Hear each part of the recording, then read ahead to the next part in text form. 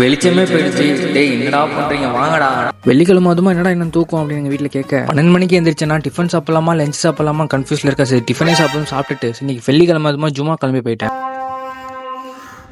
ஜும்மா தொழுதுக்கப்புறம் நாங்கள் எப்பவுமே பேசிகிட்டு இருக்கிறது வழக்கம். அதான் நான் ரொம்ப நாள் கழிச்சு ஊருக்கு வந்திருக்கேன்னா விளங்கிடும். ஏதோ இவங்களை வீடியோ எடுக்கிறது 1 மில்லியன் போகிற மாதிரி மூஞ்ச முடிக்கிறாங்க. ஒரு வழியாக வீட்டுக்கு வந்துட்டேன். வீட்டுக்கு வந்தோடனே சரி பையன் ஆசைப்படுவான் சிக்கன் பிரியாணி செஞ்சு வச்சிருந்தாங்க. இந்த தம்பி யாருன்னா என்னோட தம்பி தான். உடனே கேஷுவல் கொடுக்குறாராம். நல்ல சாப்பாடு போலியே, முடியாமல் நடந்து வர அப்படியெல்லாம் கேட்காதீங்க. மிளகா கடிச்சிட்டு அதான் வாய் தத்தளிக்கிறது இருக்கட்டும். முடிய 300 ஆங்கில் போகுதுன்னு நினைக்காதீங்க. தம்பிங்களோட ஃபோட்டோ எடுக்கலான்னு போகிறோம். அண்ணா ஃபோட்டோ எடுக்கிறது இருக்கட்டும், முதல்ல பெட்ரோல் போடணும் அப்படின்ட்டாங்க. சடனாக பார்த்தா ஸ்பாட்டுக்கு வந்தாச்சுன்னு பார்த்தா இவனுங்க பாட்டுக்கு ஒரு இடத்துக்கு கூப்பிட்டு வந்துட்டானுங்க. வந்தது 3 மணி.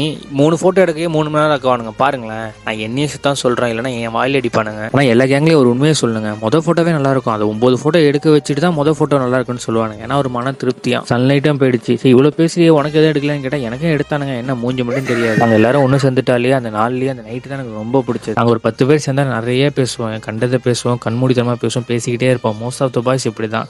இதோட இந்த வீடியோ முடிச்சுக்கிறேன். பை.